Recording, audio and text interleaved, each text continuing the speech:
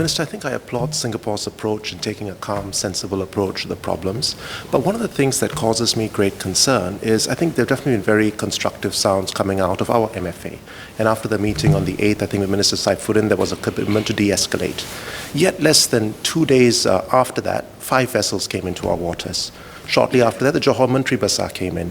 So it may well be that ministers' counterparts are sincere, but does that reflect the entire Malaysian government? And if they're not able to properly control or represent the rest of the Malaysian government, what can Singapore do in the event we get further intrusions into our water or airspace? Obviously, one option is bilateral discussions, which we are doing. But if one side is being sincere and the other side is not, or is not able to follow through with actions, what can we do? I'll be grateful for Minister's thoughts. Thank you. Thank you. I think in popular parlance, it's called good cop, bad cop. We don't play those sort of games. I cannot speak for Malaysia, but I can speak for Singapore. I always say the same thing to all my counterparts. Singapore does not have the luxury of saying different things to different people.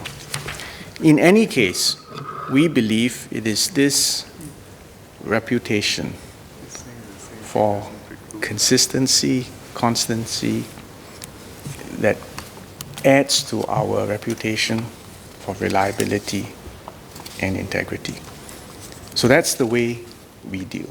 Sometimes it may come across as we are boringly consistent, and we seem to studiously avoid chest thumping and other manifestations of nationalism.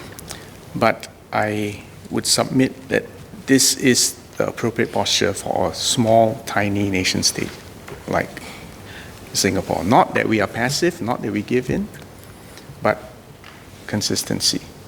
Now, specifically dealing with a counterpart or another country which may not obey the same conventions and rules.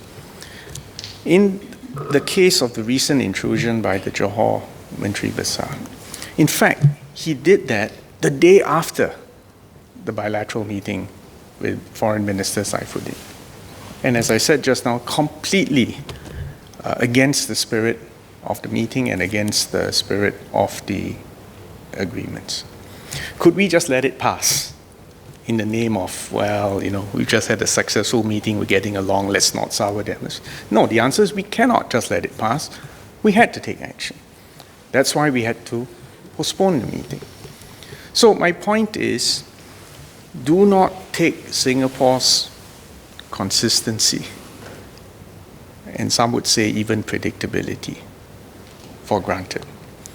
We will always take appropriate measures to safeguard our interests, and any country dealing with Singapore must not assume that it is cost-free to embark on any adventures or antics against us. There will be consequences. So it's, I hope members appreciate this fine line that I'm trying to follow.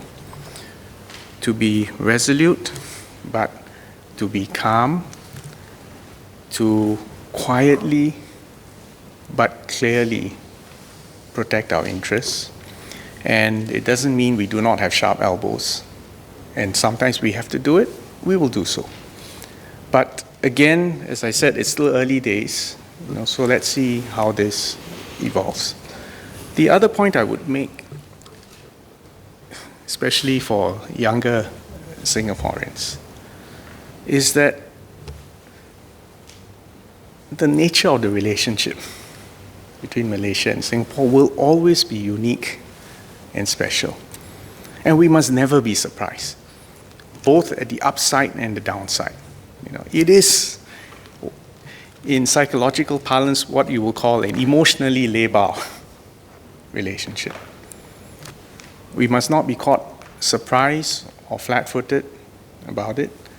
I believe we shouldn't aggravate the emotional angst, but at the same time, we must also firmly protect our interests and to tell the other side that there will be consequences for actions that are taken against Singapore.